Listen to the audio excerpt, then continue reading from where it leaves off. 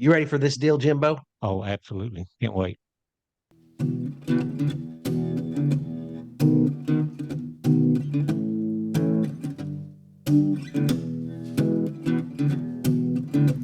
Old stories like long lost friends, rodeos and late night bends, history before our time, round pens and pasture rides, cowboys of the Osage.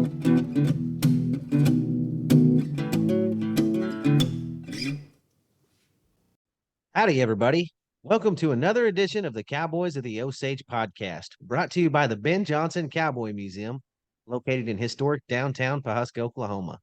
It's Cody over here, and as always, I have my co-host with me, my old partner, Mr. Rodeo historian himself, Jimbo Snively. Morning, Jimbo. Good to see you.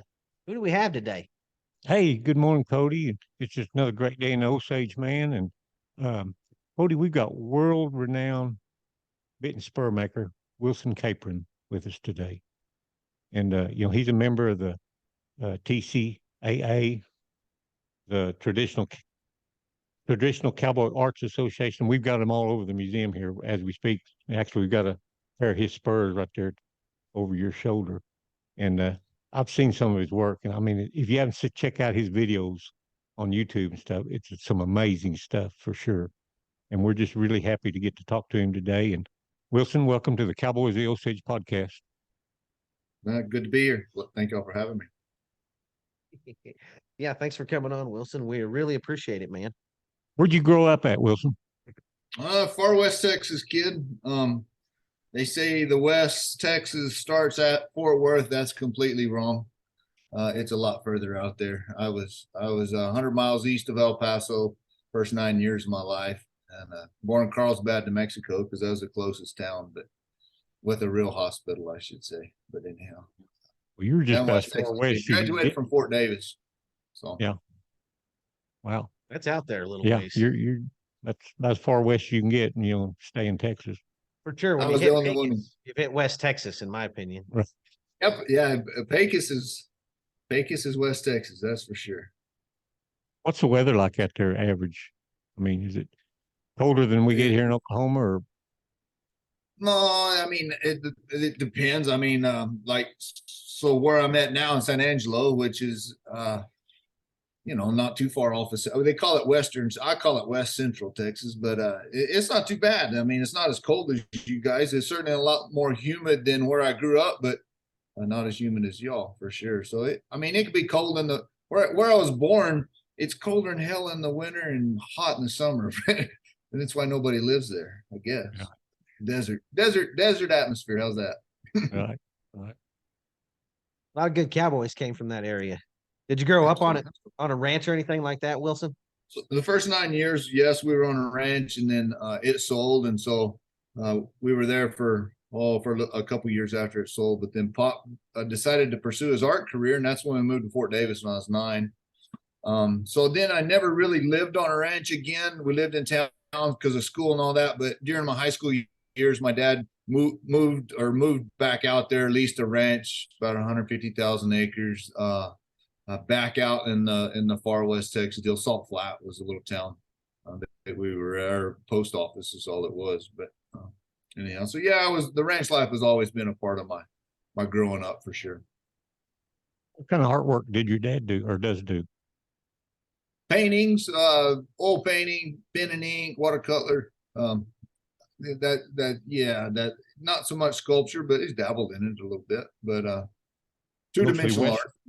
Western stuff mostly. Yes, sir. Pop was always a cowboy first and an artist second for them all growing up, and so the canvas was a way for him to tell the stories of the day that he experienced. And Charlie Russell was a big part of what do I want to say, mentor, not mentor, but Pop looked up to him and his artwork, and so growing up with that world. Yeah, he's a pretty famous artist, Jimbo. He's as famous as old John Free is up here. Really? Oh yeah. I've even heard of his dad even before I heard of him. I heard of Wilson for sure. Well, I think I had two. That name sounded familiar. Oh yeah, he's Yeah. got famous art everywhere, I think. Wow. Yeah, Pop's well known. He's a great storyteller. So there you go. Well, how did I guess growing up on that ranch probably influenced you a lot on what you're doing now? To be honest, no.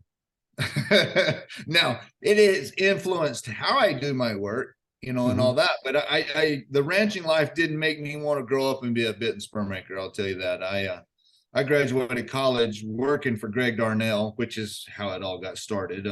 Was living there as a team roper, and so the roping world had me, and classification gets you in that world, and so that's how I got into the bit and spur world. Is that Greg needed somebody to go to work for him in the shop. I needed entry fee money, so that's how I got started with bits and spurs. Now, because of my background in the ranching world and my dad, all that, then it has certainly influenced what I do for sure. Right. That's a classic story right there, Jimbo. A guy roping, needing to figure out some way to get entry fee money. Right. That's it. He was And I roping gotta for a tell you, living. I've heard that before somewhere. Oh yeah.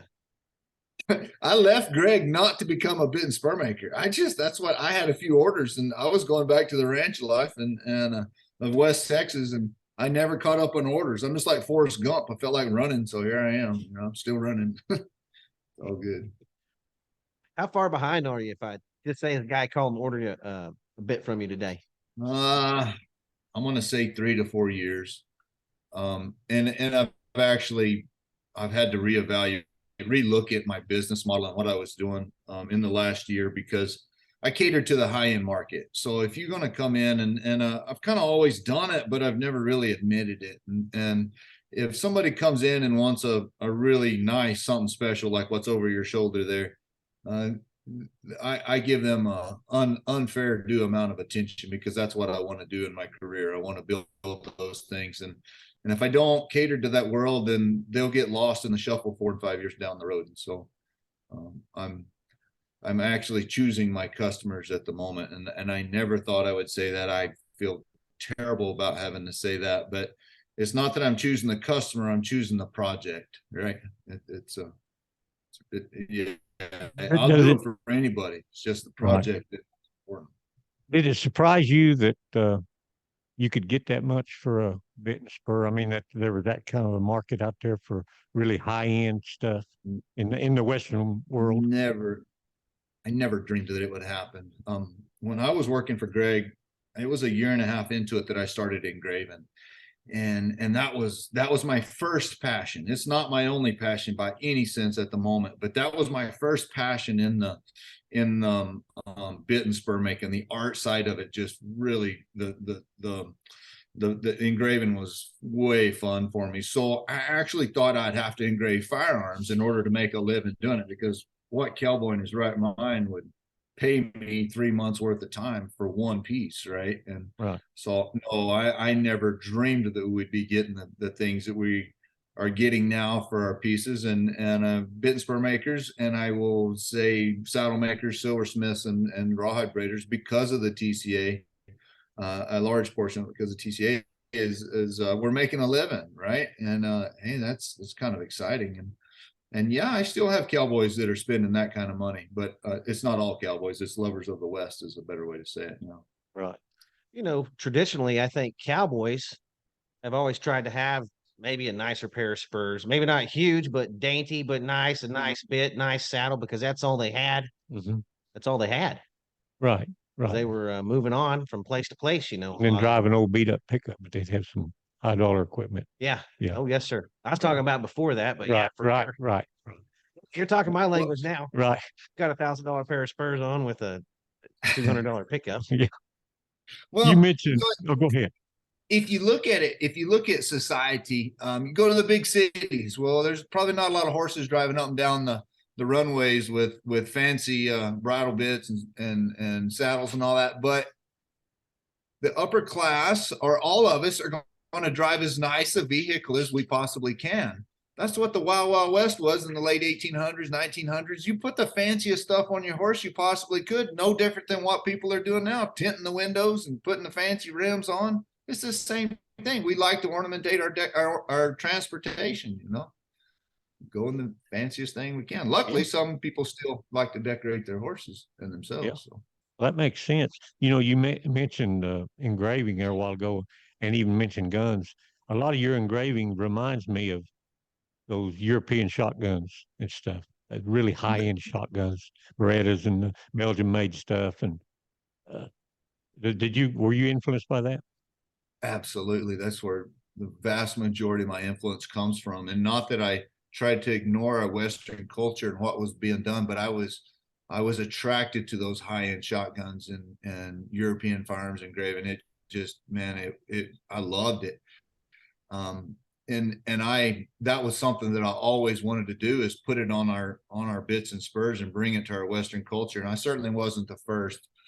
Ernie Marsh and John Ennis, Mark Dahl, they were doing a lot of that stuff in the beginning of the TCA, and that's part of the reason it drove me to the TCA, seeing that caliber of work on something that I love. So I'm not a gun fanatic. I love long range shooting. I love shooting, but I can't talk guns very long with you as far as the mechanics of a gun. But I love our Western culture and the bits and spurs, but I love that artwork. So yes, it influences me today. That's where my inspiration comes from, studying those guys' work. Well, it's sure beautiful what you do with it. But You know, Jimbo, I went to an engraving school one time. This fella, one of the best engravers in the world, named Johnny Wyerts, and I came out of it, and I bought all this $high equipment and all kinds of stuff, and it wasn't cheap to go to his school. right.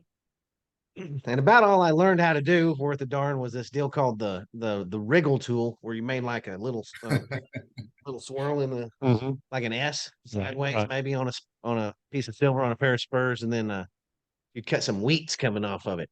Right. So that's what I learned how to do. But I was always drawn to that, though. I always liked Oh, it's the wheat beautiful. cut It for some amazes reason. me what people like Wilson can do with a piece of metal and engraving. I know. Just give him an old chunk of metal and something to engrave it with. You'd be surprised what he'd build you, probably. Oh, I can't Give us imagine. a hammer and a chisel, and away we go. Do you do a lot of forge work? I love the forge work because, as we talk about engraving, I can sit there for 3 months staring at a square inch piece of metal, and that can be very taxing on your focus for sure, right? Your attention span can wander, but I love it. But the forging allows a different aspect of that, is I can go beat the heck out of something for about an hour and be done with it and actually have a piece of artwork, right? I mean, it can stop right there, right out of the forge. And it has a ton of expression and story to it that I love. I mean, it's way fun for me. I tend to always do a piece at the TCA show that kind of leans that direction, and it's not near as expensive as something that has a stone finish on it and the inlays and all that business. But yes, forging is fun for me. It's a bit of a release. Wilson, do you use a different base metal for bits than you do for spurs? No, we bit and spur makers will get all technical with you in our metallology, is that what they call it? With the different numbers and classifications of steel, and there's a reason for it, right? Good steel is good steel, and if you start out with good steel, well, you're probably going to have a better product than if you start out with just a piece of junk iron. And I can nerd out on all that stuff with you, and aircraft specifications, steel, and all this, and I certainly use some of it. But at the end of the day, it's not that big a deal. The old horse isn't going to be able to taste the difference. Now, y'all all heard of sweet iron? You heard of guys talk about building a mouthpiece out of sweet iron? Well, we're not going to be able to go down to the steel store and say, hey, give me a piece of sweet iron. You're going to get laughed out of there, right? There's no such thing. But stainless, I've been told, has more of a bitter taste than regular mild steel. So there may be something to that, but it probably was a bit spur maker trying to make a sale and told the cowboy this was sweet iron. He'll like it a lot better the way it went. There are special steels and all that. 4130, T1. We can get off into different ones, but not that big a deal. Right. How long did you start? How long were you engraving before you actually started selling some pieces? I engraved a solid year before I put it on anything. and I learned to engrave by hand without power assist. So like when you went to Johnny's and went to that school, you had a little machine called a Graver Max, and it's a little air powered jackhammer, and away it goes. It has saved those types of saved the world of engraving, because it doesn't take years of poking yourself in the hand to try to figure out how to do it. But I learned to do it by hand, and that was a long process, about a year of scratching and carrying on. It looked like chicken scratch. But it, you know, and having Greg Darnall, who's my mentor, and my dad looking over each one of them, looking over his shoulder, that's probably like roping steers with your dad, Cody. Is you learned real quick when you weren't doing it right, because they said it immediately, right? And so it took me a while to put it on something. And also another thing too is I wasn't having to make a living. I wasn't trying to make a living. I wasn't trying to make any money with that engraving or with my business first, because I was working for Greg. So I was doing it on his stuff. But he didn't let me engrave anything forever. Right before I left, actually, probably, which was good. I didn't need to be engraving. You mentioned you were 3 or 4 years behind. I guess you're a one-man show there in your shop. Is that right? Yeah, it's me, myself, and I. We're the CEO / janitor of this little deal, and so away we go. But yeah, there's not, my business model, the way I have it set up is not really allowed me an employee. It just doesn't work. And it's not that employees couldn't in here and do things for me, but if I'm gonna charge you $5,000 for a pair of spurs, you're pretty interested in me building them, not my apprentice, correct? Right. That makes sense. You don't hear cowboys talk this much business very often, Jimbo. No, no, probably not. I talk business. I'm sorry. I'll apologize in advance. Oh no, it's good to hear Yeah. sometimes. It's No, good to hear. no. We a lot of our lives would be a lot easier if we thought some of our decisions through, to be honest Right. with you, Wilson. Absolutely. For sure. Well, being the artistic type and talking business, I get frowned at around a lot of my artist friends too, because they're like, what are you talking about? Making a living? Like, that's ridiculous. Let's not do that. No, I'm just joking with you, Wilson. There's nothing wrong with it at all, for sure. Well, I know. Most of us can learn a thing or two from a guy like you, no doubt about it. What about your inlay work, Wilson? What does that consist of, and how hard was that? The to inlay learn? work? Yeah. So, that is an old traditional way of applying silver and gold to our steel, stemming from the shotguns mostly, I believe, because they couldn't take heat and solder things on like we can in our Western tradition. But it's basically creating a cavity within the steel, fitting silver or gold to it, making the bottom of the cavity wider than the top of the cavity, and beating your silver or gold in there so that it won't come out, and then polishing it all off. So there's no heat involved? No heat in inlay. Okay. No, so Okay. it's a mechanically held in the steel, and it does a better job of protecting the silver and the gold because the steel is completely around it and it's tucked in it, so nothing's sticking up. Where our overlays that we see here in the Southwest mostly, they're exposed to the hammering on the fence post or the rocks that you're walking across and all that, where the inlays aren't. Now it can all come off, it can all come out, right? If you don't get it sealed up really good, your borders aren't taken care of properly, then moisture will get underneath your inlays and corrode them out, and they'll pop out and all that. And you've probably seen that from different ones in our history. What's easier, silver or gold to work with? So gold, pure gold, 24 karat is like hot butter. But it's actually probably the most difficult thing I engrave. You would think because it's softer, it's easier to engrave, but because it's softer, if you don't have correct form and technique, and I mean perfect form and correct technique, then it gets all muddled. You'll be pushing one way, looking another, and your graver's pointing a third direction, and it just doesn't look good. The cuts are really hard to make clean. Now, in steel, which is a little stiffer, offers a little more resistance pushing back against our tool. It's actually easier to control. You don't get too deep because it's pushing back against you, where the gold doesn't. It is, if you want to get deep, then get deep, you know, and so it's kind of backwards actually. And I actually thought that the silver would and the gold would be the funnest and the easiest. And then when I got started, it was. But as I've gone through my career, steel has become my favorite. You know, most cowboys and most collectors lean one way or the other. Are you a bit man or are you a spur man?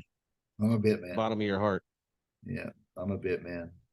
Most And cowboys that rope and things and use their horse for a living tend to be bit collectors over spur Yeah. collectors. And most guys, it seems like they're outside of necessarily don't cowboy for a living. They seem to be more spur collectors than bit collectors in my eyes. I don't know. I totally agree. And I probably build more spurs than I do bridle bits. One of the scary parts of a bridle bit for makers and collectors is the function and understanding the function of a bridle bit. And they really, nobody wants to look stupid, right? So if you buy something that's not any good, or your buddy says it's not any good, then you don't feel good about your purchase. So a pair of spurs, then I'm going to upset a few of my spur making buddies right here, but but they have to fit a boot, right? Well, every boot changes, so you're kind of shooting down the middle. Every pair of boots has a little bit of different heel counter, so that is that variable, right? Is it?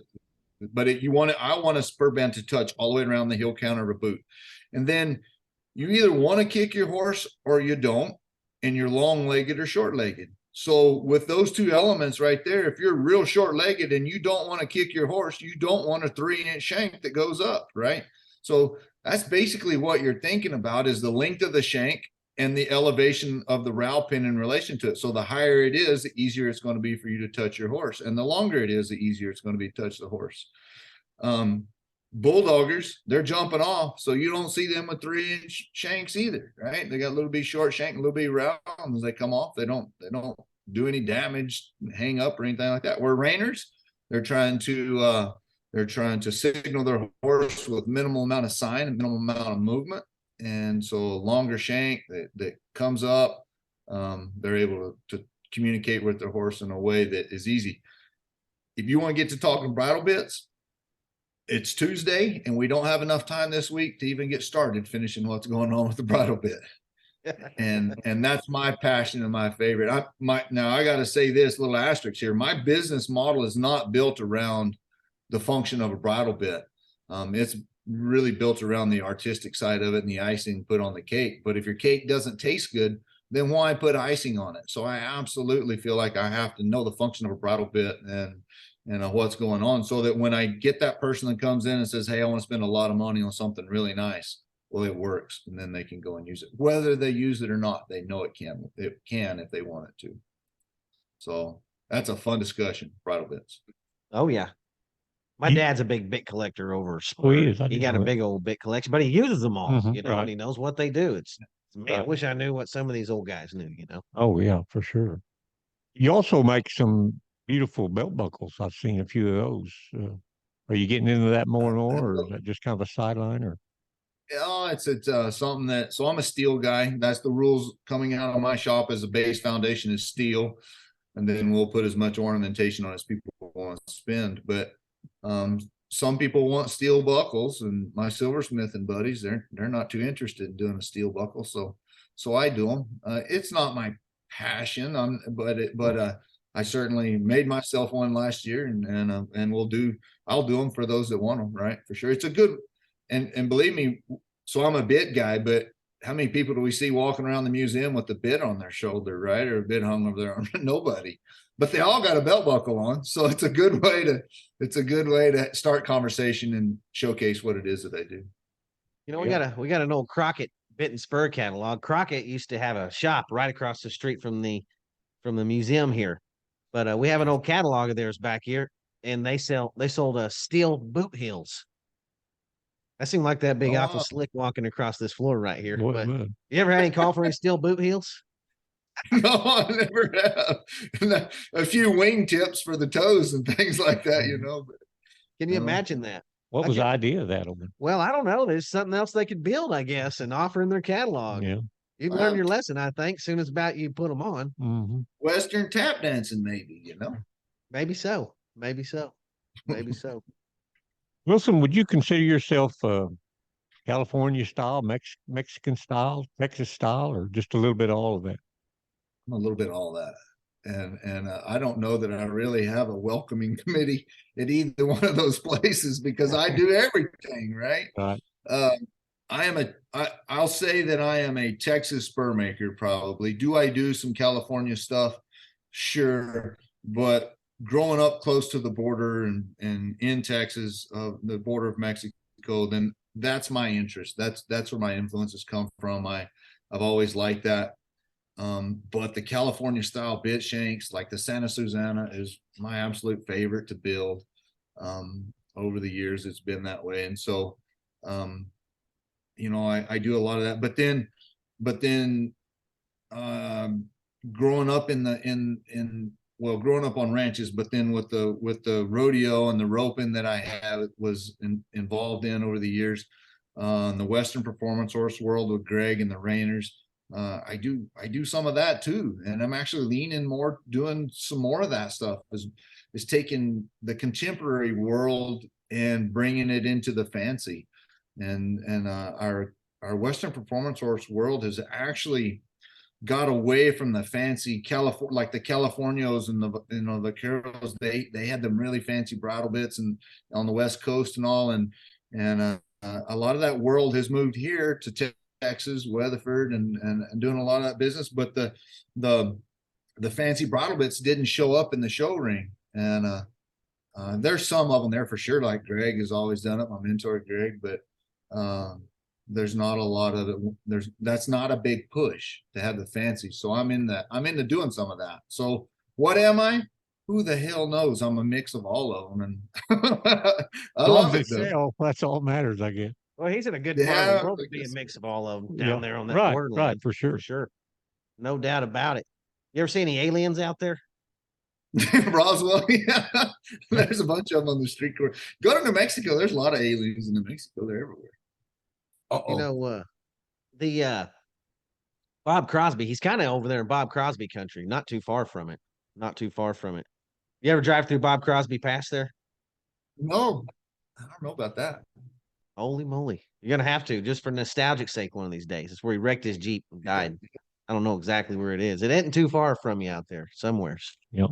We darn. What's it called? Bob Crosby Ravine or something? Maybe so. Like that. Ravine, that sounds better than a pass anyway. I believe it's Bob Crosby Ravine or something. Well, where's that at? Where's Bob Crosby Ravine? Well, I don't know. You're going to have to Google it. I don't know. Map it out. Already got something started and you don't know I don't where know. it is now. I don't know. I don't know exactly, Cody. Tell us about the association you're part of a little bit, would you? It's a greatest group of individuals that have gotten together and trying to share and expose quality of our Western culture and what we do. And I got to tell you, 2003 was my first introduction to the group. I was in the heart of my rodeoing and being a team roper, and we all know how welcoming those guys are when you're back in the box, right there. They kind of got their place and they don't want to lose it, right? And so they're not sure they want you involved. And I got some great friends that are ropers, but we all get it. So I kind of went to the TCA with some prejudiced ideas about how these individuals would be protective of their knowledge and skills, and they were acting like they wanted to share it, but I wasn't real sure how sure that was going to be. Went to Oklahoma City and couldn't have been more wrong my whole life. Those were the most welcoming group of individuals I'd ever been around. They bent over backwards to show me what they were doing, and just made me feel welcome immediately. So 2004, I left. That was in September of 2003. I left that saying, I don't know when and I don't know how, but I would like to be a part of that group someday. And I kind of looked at that group as the NFR. That was the top echelon, in my opinion, of what was going on in my Western culture, bit and spur making. And so I still look at those guys as the NFR. I mean, they're the top class, and I, like I said, I couldn't have been more wrong about what they were trying to do to our industry, and I give the group a ton of credit for opening doors up. So I started doing workshops 5 or 6 years ago on my own, in my shop, maybe 8 years ago, 10 years ago, and there wasn't a lot of it going on. Well, there's a workshop around every corner now. I mean, everybody's teaching class, and I think that's a wonderful thing.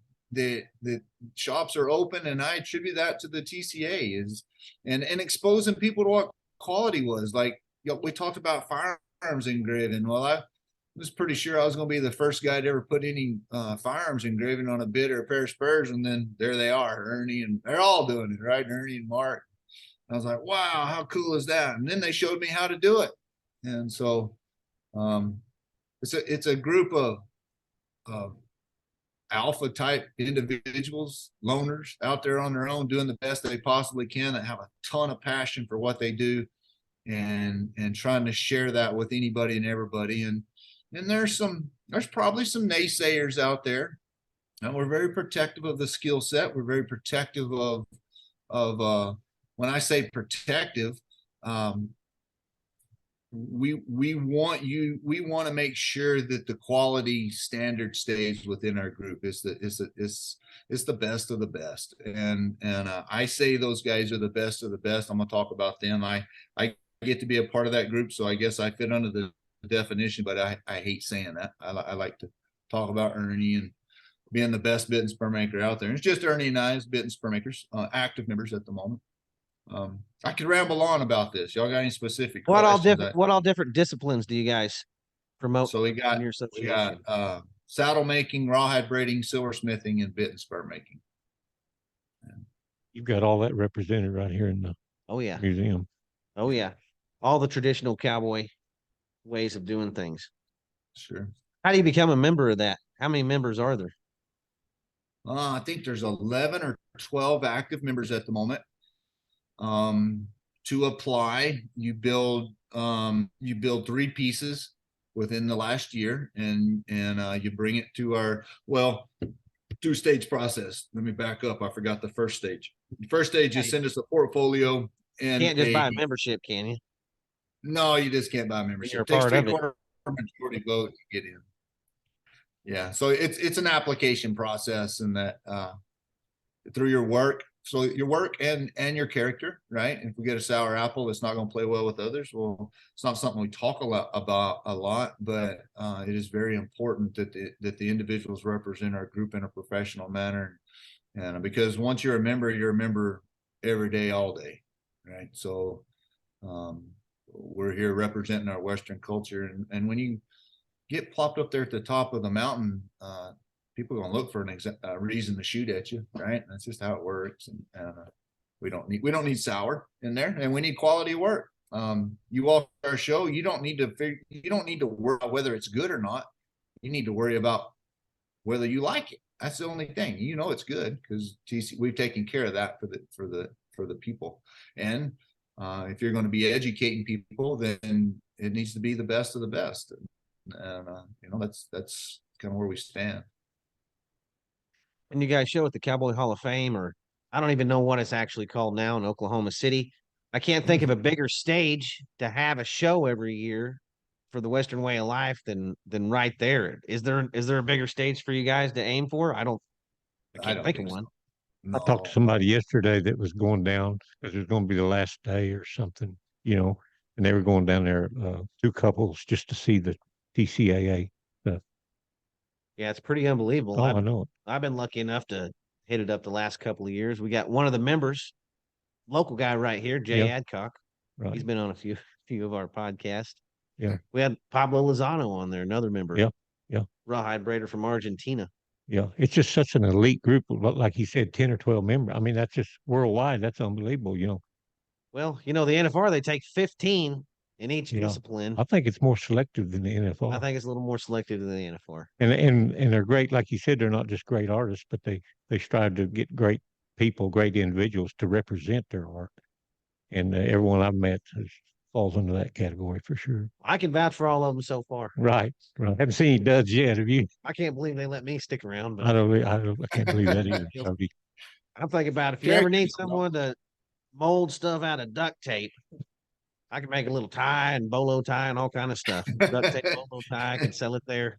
Yeah, I can- JB Weld. You can use JB Weld. That's right. I could JB weld. I could use the traditional ranchers. I could be the traditional rancher fixer of things. little baling wire and duct tape. Yeah, Yeah, definitely some belly wire. Yeah. you mentioned your schools there a while ago, or workshops, or whatever you want to call them. How many students do you typically take in for one? So depends on the class. 6, 7 bits and spurs, do 7 in the metal fabrication. With the engraving, I can take more than that. We do a lot of drawing. One of my passions is design. So in my engraving classes, not everybody's going to ball up on the belt sander trying to build a pair of spurs. They just got your piece of paper and pencil. So as long as we got room in the shop, they can all go at it. And away we go. So I'm actually kind of taking a backstage on the workshops, not doing as many of them. I still will do them upon demand, and I'll probably do an engraving one in April because I got a couple close friends. They're like, all right, you got to do it. I'm like, okay. But since the demand is so high, it was becoming problematic filling them up. And then because of the workload in the shop and the commitment level of trying to build things for people, it was taking me away from, I don't want to grow up and be a school teacher. I love to share. I love people, sure. but I just don't want to grow up and be a school teacher. I want to grow up and be a bit spur maker. So as long as there's big demand, I'll do it. How long do they normally last? How many days? 3 to 4 days. Yeah, engraving's 3 days. They're sick of me in 3 days on that deal. Yeah. It takes 4 days to build a pair of spurs. Well, the way I have it in the classes, I do it slow way. What's the longest you've ever spent on a piece, whether it be a bit or a spurs or whatever? Probably the pair of spurs over y'all's shoulder there, or where over your shoulder. Though that's one of the longest I've ever done. There's 3 months in that pair of spurs. Yeah. So what was the decision to only single mount those spurs instead of double mount them? Because I had already spent so much of their money on the one side. They couldn't afford the other side, probably. Oh, man. I liked it. Wilson, I got a funny story to tell you. Go ahead. About the single mount deal. I did a pair of spurs for my uncle one time, and we spent $5,000 or $6,000 on the outside. And he called me a week or two later and said, "Man," I mean, we had talked after he got them. He said, "Man, something's come up on these spurs." And I said, "What's that?" And he said, "Well, my neighbor says they're not any good." I said, "Why?" And he said, "Because they're only single mounted, not double." I said, "Well, you gonna spend another 5 or 10? No, let's just stay with the single." I said, "Okay." Oh heck! I didn't mean to rile you up or anything. No, you don't rile me. I laugh at it. It happens a lot. Being from Texas, that's a big thing. Double mounted, Yeah. Oh yeah. Hey, on a pair of spurs, do you ever curve the heel band before you hit the whole heel band? Do you ever curve it, or is it always just flat? Oh, like the outside of it? The outside of it, like a Sam Jenkins does. Yeah, certainly have. Like, that's a big thing from the Mexican influence in the Chihuahuas that you see doming them. I'll do a lot on those. On the Texas style, Western performance style stuff, no, not always, not very often, but yeah, I like it. It looks cool. Looks real cool. Wilson, have you seen a big, or is it just me, but it seems like with the popularity of Yellowstone TV and the Cowboy Channel and all that, it just seemed like there's a big uptick in Western interest in the Western way of life. Do you see that in what you're doing? Absolutely. Hallelujah. Right. It's a modern day urban cowboy going on. Yeah. It is awesome. I mean, and I'm getting, I don't just build for the cowboy, right? I build for the lovers of the West, and thankfully thankfully, there's a lot of people that are appreciating what it is that we represent and what we do. And as a culture kind of goes in some ways that our Western lifestyle doesn't really adhere to in a lot of ways, not to get political in a lot of things, but some of our foundational heart and attitude that stems in our West is coming from some of that stuff. And I think it's awesome. I'm glad that it's happening. It's just crazy, really. I mean, you hear from places like Drysdale's, which is a local Western store here around Tulsa, and that they just can't keep stock around Christmas time. You know, they sell out of hats and vests and cowboy boots, and I mean, just everybody wants to be a wannabe cowboy at least. I mean, it's done major things from the rodeo cowboy, and look what it's even doing for like these reining horse trainers and stuff. I mean, it's just unbelievable. And you know, the working cow horse guys, they're just I feel like all those industries are just exploding right now. Oh, it seems like it. It's just all hit at once, and it's just kind of a perfect storm now. Well, I'm liking it too. Oh yeah. So when we were rodeoing, Cody, $1 million man took him a whole career to get there, right? And there'd only been one or two ever do it. Well, Stetson Wright nearly won $1 million this year. Yeah. Well, that's coming from something, and it's not just us cowboys deciding to give him a little money. You know, Western people is it has the money has to be coming from some influences outside of our Western culture, and luckily now they're becoming a part of our culture. So I got to tell you, so yes, sir. The guy standing in the middle of the gate with his hat on backwards that you were trying to drive the cows through, we crucified growing up, right? He never, ever, ever wanted to put another hat on, never wanted to be around another cowboy ever. Well, luckily we've made it a little more welcoming and allowed people in. We'll still make fun of you until you get the hell out of the way if you're in the middle of the gate with your hat on backwards, but at least ways they're coming back and realizing that some of the good of the West. So that's cool. Right. It's crazy. Yeah, I know. I was putting on my Pendleton coat the other day, and I noticed, heck, everybody has a Pendleton coat on now, and I've been wearing mine for, I don't know, it's worn out. Yeah. Well, when you get them all wearing buffalo coats, then you'll be doing something. Hey, I sold a fair amount of buffalo coats this year, Jimbo. I know. Them babies are getting popular. You need a good buffalo coat out there, Wilson? You know what? I don't think it gets cold enough, but I want one. I think that'd be the coolest thing ever. They are cool. Yeah, they are cool. I love mine. Yeah. I love mine. What about the San Angelo Roping Fiesta out there? Do you ever get a chance to check it out? You know what? Embarrassed. I didn't make it this year, and last year was my first time ever, and I've lived here 10 years, but I know. But got to understand, I was a team roper, and so it has nothing to do with team roping. It was all tripping and calf roping, which is awesome. I mean, I'm a big fan. I just never go out there. You know the big match they have there. They always have a big match. Calf. It used to be bulldogging, then it turned into calf roping. I saw Speed Williams and Rich Skelton match Jake and Clay there one time. Yeah, in the 90s. Cool. Yeah, early 90s. Yeah, that was good. That was a good match. There's a lot of history about team rope in there. Well, you know, there's a lot of cool stuff about it. So when I went last year, the slow gate open, you know, when you nod your head, they open the gate like Grandma Molasses. You know, I was like, what in the world? And they still hold the barrier and drop it. It's a pull barrier. And there's some really cool old traditional type of things out there that's going on that I thought was awesome to see. The first steer open, I think, was 1954 out there. And I don't know that, Jimbo. And I don't know. Do what? I said, leave it to you. Know that, well, Jimbo. But anyway, and I don't know when they started matched calf ropings. I know they were going strong in the early 60s, but Jim Bob, he was usually matched every year. Oh, yeah. I think they named it the house that Jim Bob built, actually. Probably. For sure. It's an old historic rope, and I know the Calcutta's there used to be big. Oh, guys used to bring over $100,000 a head. I know, it is crazy. Huh. I'd like to. Well, I couldn't play with those guys back then. No. Heck no. Maybe if they took a check, I might take a gamble on that deal, Jimbo. Yeah. I hope you win. So we read that you lived in a town called Christoval. You still live there? Yep, that's where we live. About how many people live in that town? Well, it's unincorporated, so it's just kind of subdivisions and things around. The township itself isn't very big. No street lights, not even really a stop sign. but Everybody over here, we're kind of likening you to the John Israel, West Texas over there. 'Cause he lives in Winona right down here. It's a lot like your right. hometown. And Yeah. Yeah, exactly. It's a Something small little about deal. little small towns school. and bitten spur makers. I know. Well, you got to understand we don't really need people. Prefer them not Right. actually. Stay out of my shop. Right? I got to work. Yeah. But What'd it's you not think good about for John's business shop? to be that way.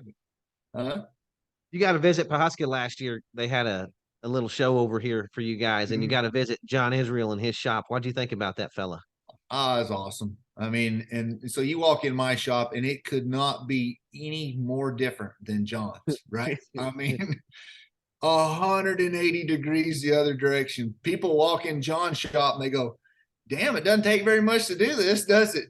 And you walk in mine and go, holy cow, you got to have all this. It's like, no, look at John's. You don't have to have that much stuff. But I'm a tool guy. And so it was awesome meeting John. What a genuine, great man, And so it was great visiting with him. I'm pretty sure all he uses is a hacksaw, an arc welder, and a vise Oh, and a file, Yeah. some files. He had a handful of files. That's how he builds stuff. And to tell you guys the truth, the really fancy high-end stuff is done with files and hammers and polishing stones. All the mills and all that business, they can get used, but the true finish, the true quality work is the hand tools that put it on there. It's not the fancy stuff. You'll hear stuff about water jets and lasers and how, he's cheating. The real stuff's done by hand. I heard one of his bridle bits brought $100,000 the other day. Or no, 20,000, 20,000, 20,000, 20,000. I got to bring that way down, not 100. You just overestimate by 5 times. Well, they should be worth 100. Matlock Rose's John Israel bridle bit said brought $20,000 at some auction the other day. Wow. He's getting right up there with Wilson stuff. I know it. You better watch out. John's gunning for you, Wilson. Hey, come on, give that money to John as fast as he can. That's the bad part, is it didn't even go to John, probably, right? Gosh, no, he don't care nothing about the money. He ain't building one of these things for any kind of money. I don't think that's his chosen profession, and he's gonna. I imagine we'll find him out there one of these days. That'll be the last day of his chosen profession.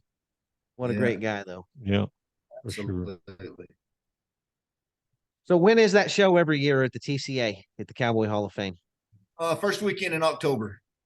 So, this year it was at the first was on Saturday, so we had it on the first. But it's gone back and forth between the first and the second of October, the first and second weekend. But it was the first this year. About how long's that run for every year? So it'll go through first week of January. They keep it up through Christmas, and then first week of January it comes down. Growing up, did you ever think you'd be showing stuff in the Cowboy Hall of Fame? Just an old guy that was team roping, working for a bit maker there around there. Well, I'll tell you how smart I was. I didn't even know what the Cowboy Hall of Fame was, right? And so I mean, we in high school drove by it a few times, and in college, and then the roping world, we went to Lazy all the time. Got your rope, you'd see the big old museum up there, and wow, that's pretty cool. But yeah, to think that I would think of that as home, I mean, I go all the time, and when the security guards and everything else by first name, I never thought I'd be in that position. That's for sure. Listen, they got John Wayne stuff in there. They got Freckles Brown stuff in there. Ben Johnson stuff in there. They got Wilson Capron stuff in there. To me, I don't know. I just get chills thinking about that, Jimbo. I know it's crazy. They got your grandpa in there, Jimbo. I know it's amazing. I just can't think of any higher accomplishment or accolade for any cowboy or anybody involved with the Western way of life to be a part of. I know it's really special, and it's a very select few. It ain't like you can just walk in there and say, "Hey, right, I belong in here." Right. I imagine it's a pretty hard deal, Right.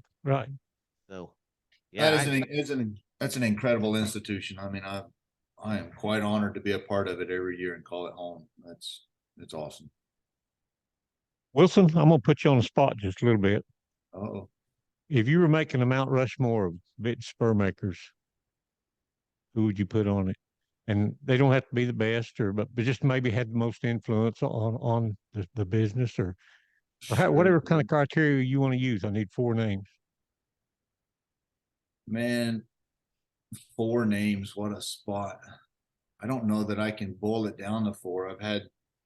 There's a lot of different areas of respect and recognition that I have in individuals. I have to start out with Greg. Greg got me started, Greg Darnall, right? And was kind of a guru and function. Jim Edwards is a big guy right now in the Western performance horse world, kind of the man in the Western performance horse world. And Jim he was the first guy that grabbed me while I was working for Greg and said, "Hey, you do good silver work, and I need you to put silver in my bits and spurs." He gave me my first job, basically. Those 2 guys have been constant influences in my life as I went along. And then John Ennis, I think John's only built 1 bit in his entire life, built lots of different pair of spurs, but there's no greater metal craftsman in the world. He builds Kentucky long rifles for a living mostly, and it's incredible what that man can do, and what he has taught me over the years. Once I became a TCA member, is invaluable. You take my Texas tradition, and Adolph Byers, and kind of the godfather of Texas tradition, a real artist, and a man that built to a market base and a clientele that provided a living for him, but he very easily could have done some very artistic things. Some of the jewelry I've seen him do is incredible.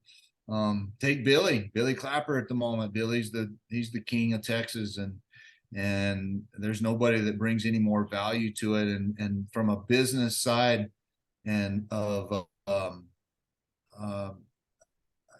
just a machine of production that Billy produced and understood the business side of the industry as good as anybody, and took advantage of some opportunities that he's due a lot of credit for. So that's 6 people, 7 people right there. We're gonna have to get a bigger mountain, if you ask me. What about Crockett?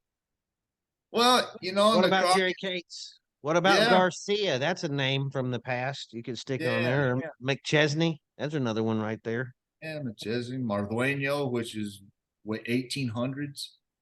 I mean, there's some huge people. There's a ton of recognition out there that needs to be given. Yeah, it's hard to just pick 4 names on any of that kind of stuff. Eduardo Grajava, Magdalena, Mexico. That was incredible work for this day, and was a huge influence on me in the beginning. Who's the most? Can you name drop any famous folks you built something for, Wilson? Oh, presidents. Who have you built stuff for? I guess old George Bush has a bit that somebody gave to him, and George Strait. I saw that Bob Avila. Bob Avila. Yeah, he's a little bit out of my circle, but I know who he is for sure. I was fixing to say Bob Avila, and there's what about there's Tom several Selleck? of them. I'm not good at remembering that stuff, but I should. But Chuck Norris, you built something for him? No, Chuck, I built him some brass knuckles or something. No. They say William Shatner's a horse guy. You built anything for Captain Kirk? Not William Shatner. I haven't got Tom Selleck get some stuff, but not for me. I've never built him anything. Got some buddies that built him stuff. Come on, Selleck.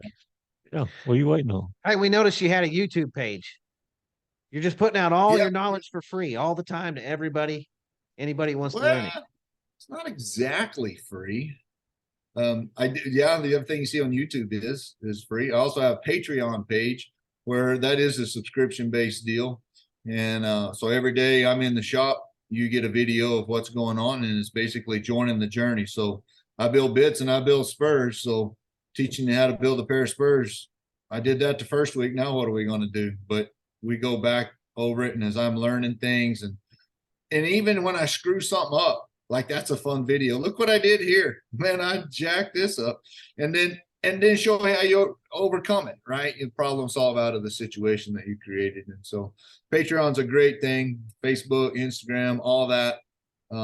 They're big part. Back to business. Sorry, but the marketing and branding and what we're doing. Are you doing TikToks too?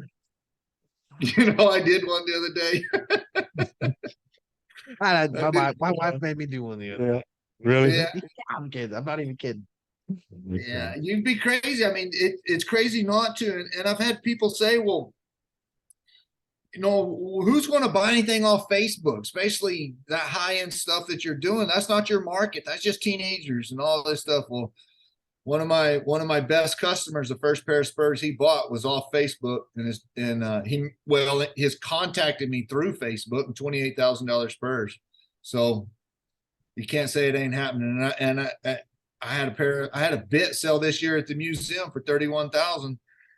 And he started looking at it. The guy that bought it, a good friend, started eyeballing it on Instagram, Facebook, and said, I'm gonna have it. And then went to the museum and bought it during our show.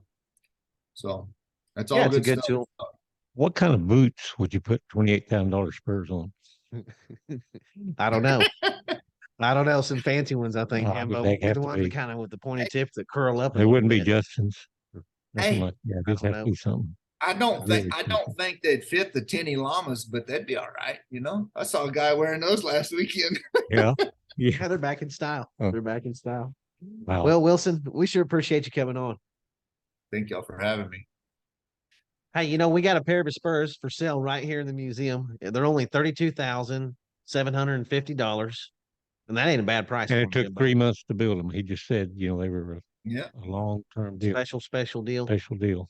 Thank you for letting us put them in up here. And then we got several other things from a lot of these other guys that are part of that association, and some other guys that are probably future guys for that association. So the Cowboy Hall of Fame has the best of the best, and Ben Johnson Cowboy Museum, we're close second right here for sure. Yes, close second. All right. Appreciate you, got it. Wilson, and we'll see you in the fall. We see you in Well, all, thank y'all, man. man. Yeah. Thank See you, Wilson. Pahuska, June.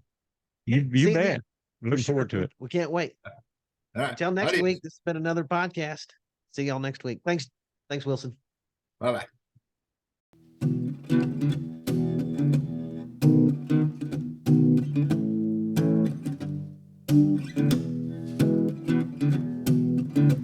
Old stories like long lost friends, rodeos and late night bends, history before our time, round pens and pasture rides, cowboys of the Osage.